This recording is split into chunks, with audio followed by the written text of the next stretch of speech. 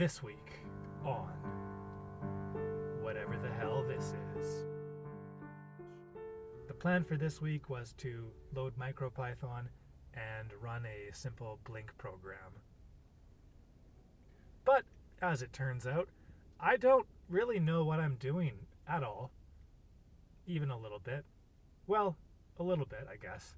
But I think that was to be expected. This is, after all, a learning adventure.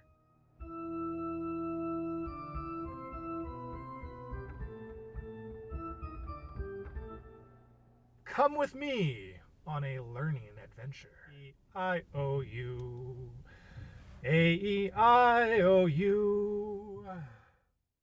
I don't know what I'm doing, but I do know what I'm doing. A robot. What am I doing? And by robot, I mean a simple CNC drawing machine.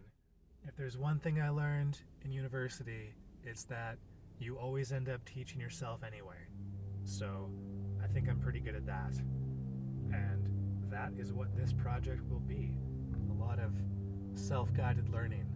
A lot of YouTube, a lot of Wikipedia, and a lot of fun.